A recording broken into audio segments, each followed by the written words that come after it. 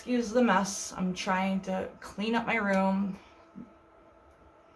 Bed isn't made that well. I apologize, but I wanted to make this video especially for Ronnie McNutt's family, because for some reason this story really has, I don't know, stuck with me, I should say. I just feel, just talking about it makes me really sad. So, we all remembered last year, and I'm sorry I have to say this, the internet really failed Ronnie. They failed him, especially how they didn't take seriously that video that went viral. And for people saying, well, he posted it, okay, they didn't know he was going to commit suicide. All I remembered, I didn't see the video, thankfully, but I did see an aftermath photo, and God rest his soul. But, yes, he made the video, he made a Facebook Live, but he made Facebook Lives a lot, his friends said. He made lives all the time. Sometimes he'd get drunk on camera. I mean, we've all done it. But he was really in a rough spot, and he just wanted to rant. When someone's depressed, they want to rant. I know I do. They didn't know he was going to commit suicide. It was just like an impulsive thing, because I guess someone said that when he did it without hesitation. It was like impulsive, like he just did it. But for people that don't know what I'm talking about, basically, the Ronnie McNutt suicide video went viral back last year. It made its way on TikTok, and I heard about it from several content creators I had followed before my TikTok got banned about 2 weeks ago, I would say. I had a TikTok account. I don't use it anymore, and plus they banned me anyway. So in 2020, beginning of September, I saw a bunch of videos these content creators were telling me about a suicide video that went viral. And at first I thought it was like a meme or something, where they were like, you know how they have like fake suicides and they still shouldn't glorify suicide or anything. That's what I thought. But then when I heard this one guy I used to follow, and yes, I know about him, Jarob. Jarob is a groomer, he's a pedophile. This is way before we knew he was. So I did follow him because of the vegan teacher drama. I only follow him because of that. But I know he's a groomer. He was unfollowed, blocked so fast. But anyway, Jarob mentioned that there was a suicide video going around. He explained what it was, and he said I would stay off TikTok or social media for a while. And I did, because I heard from many people that the video was so graphic, it really traumatized young kids. And what was sad was there was a new feature on TikTok at the time. It was called the Stitch feature. And for people that don't use TikTok, basically what the Stitch feature is like when, for example, let's say I'm making a TikTok now and I'm talking about something and somebody wants to add their 2 cents in or an opinion. There's a Stitch feature where you stitch the video, and it'll play a little clip of my video, and then it'll go straight to your video, so you can get views too. So there was a Stitch feature where they were showing really cute, like, dogs, cats, animals, like, playing, and all of a sudden it cuts off to Ronnie committing suicide. And that was the most traumatic thing, because there was no warning, there was nothing. It was just a guy sitting at his desk, taking a gun and shooting it through his chin, I heard. And I guess it was really graphic. Basically, his whole face was gone. It was, like I said, I didn't see the video, but I did see an aftermath photo on accident because it was being leaked everywhere, and it was really, really scary, like, because he had no face left. It was just, and then you could hear the blood dripping in the background, I heard. I did hear a transcript of it, like, I wanted to see what it was about, but I didn't want to see the video. But I did, like, listen to a audio form of it without seeing the footage. And it was just so heartbreaking. And I'm sending all my condolence and love to Ronnie McNutt's family. And I wanted to say to Ronnie, thank you for your service. And I'm so sorry why you were struggling through so much stuff. I've been there. And your suicide really has changed my perspective, because even though I don't even know him, my heart breaks for him and his family. It's just a very sad, and it's just how the internet handled it. after his suicide, it went viral everywhere. And I'm not saying TikTok, but it went on Twitter, Instagram, Facebook, Snapchat, Discord, Reddit, 4chan. And not to mention 4chan, I heard. I don't know if this is true, but allegedly 4chan was sending the video of him killing himself to not only his mother, who saw him commit suicide on live stream, but they were sending his suicide to the church that he attended. He was a very active in his church. It's disgusting. That's why I hate 4chan. I'm really surprised that 4chan isn't on the dark web. But it was just a very sad story, and it makes me angry how people made a joke out of it. His suicide, a joke. Y'all men complain that us women invalidate men's struggles, but when a man commits suicide, you make memes out of him. You make merch out of him. What the fuck is wrong with humanity?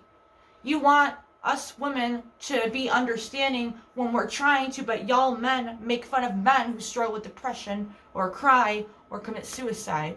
This man was struggling deep within some shit that he dealt with. Not to mention this current generation, no offense, Gen Z, but this current generation does not respect the veterans. They do not respect service troops that fought for our country. You wouldn't be alive if it wasn't for them.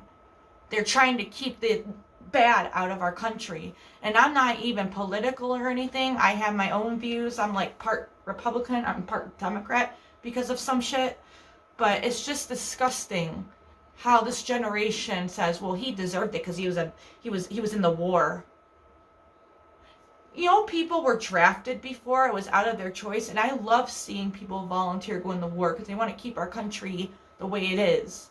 And it just angers me that this generation, they're so desensitized that they think it's okay to make jokes. Okay, yes, I'll admit, I make jokes about, you know, depression, suicide, my sexual assault, because that's how I cope with it. But when someone actually commits suicide and their video goes viral, and it was graphic, it was horrible, and the mom has to see that, the family has to see that, it's disgusting how you can make someone feel so bad even within the grave. You know, he died.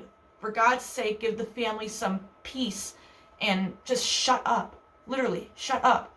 The family doesn't want to hear you make jokes about him. It's not funny. It's never going to be funny. Even if it was a celebrity that killed themselves and you don't like them, it's not funny. Because suicide is never funny.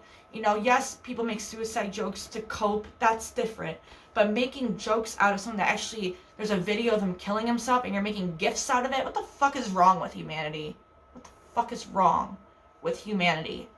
But I just wanted to make this video because I was thinking about it for a while, and I remember his anniversary came around this year, and I never forgot you, Ronnie, and I'm so sorry that people made you feel like you weren't worth it and made jokes about you, because it's not funny, Ronnie. It's never going to be funny. And I'm so glad that, you know, you had a lot of faith in God. And for people saying, well, he committed suicide and he's going to go straight to hell, shut the fuck up. Mental illness is an illness like any other illness. I can't believe in 2021 people are so stupid about mental illnesses. What if I said, well, cancer isn't real? That sounds horrific, what I said. Mental health, mental head, of course it's in your fucking head. It's mental illness. And people don't understand trauma rewires the brain. And I know this because I went through so much trauma as a kid. And I know I'm not right in the head. And I know I struggle with depression and flashbacks and nightmares. And that's what Ronnie probably went through, because he was also in the war. And most war veterans will have PTSD. It's a given.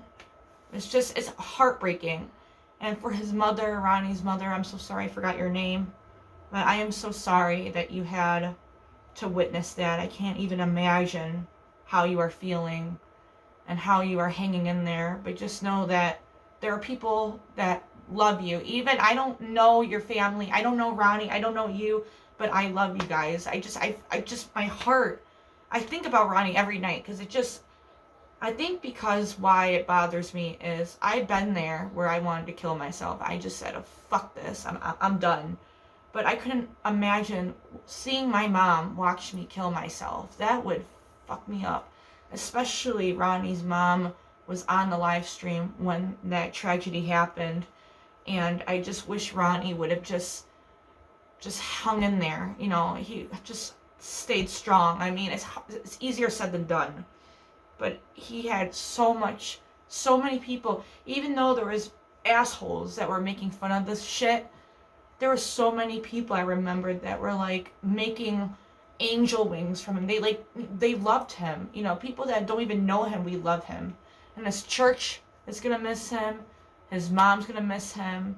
And I just went on his Facebook the other day just to, you know, look back at his pictures and know that he was a wonderful guy, and people need to stop using his suicide as his personality. Ronnie was a wonderful man. And I saw a picture of his niece. I think it was his niece. And she just looked like that niece is probably heartbroken. It's tragic. And I'm just sorry, Ronnie, that the internet failed you. And that's why I didn't like TikTok in the beginning. I did have it because I did have friends on there. And I'm just kind of glad I got banned, to be honest, because I remember I took a break from TikTok when that happened, when Ronnie's suicide went viral. I took a break off all social media, especially TikTok, because it was really bad on there because of that stitch feature. And I did not come back to TikTok for like 4 months till they got it situated. And there was a hashtag going around by Ronnie's friend. It was called Reform for Ronnie. It's still going around. If you want to go on Twitter, put hashtag Reform for Ronnie all together. It's a wonderful hashtag that went around. His friend did everything in their power to try to like sue TikTok and social media that kept it up. Not to mention when Ronnie, that day he killed himself, where it went live and the camera was still rolling. Someone reported to Facebook to take this video down like right away, and the Facebook had the fucking audacity to say this did not violate our community standards, but yet they take down people who use a little bit of music and they take it down. But they let a suicide video go up and they couldn't contain it for months. And not to mention it's probably still out there somewhere. I know Twitter people still make jokes about it. Just people disgust me. I just can't believe how this generation is so godless, heartless, and just evil. I'm sorry. They are. They get mad at people for making fucked up jokes in the past, like 20 years ago, but they can make fun of a suicide and make memes out of Ronnie. And y'all think that men don't have feelings, or, you know, you get mad at women that think us women don't understand what men are going through. When us women, I've seen mostly women support Ronnie after he died. Most men that were making jokes of it. That's why we have toxic masculinity, because of men like y'all who think it's okay to make fun of someone at their lowest, especially who's now dead. Let him rest in peace, damn it. Just let him rest in peace. But that's pretty much I just want to have to say, because I really wanted to make this video. I couldn't think of the words to say, but I was thinking about him for like a week now, because of his anniversary that happened about a month ago. And I know Ronnie is in a much better place, and people need to start, and we also need to reform the mental health in America. Mental hospitals are fucking prisons. I'm sorry. As someone who's been there so many times, they treat mentally ill people in the hospitals like pure criminals.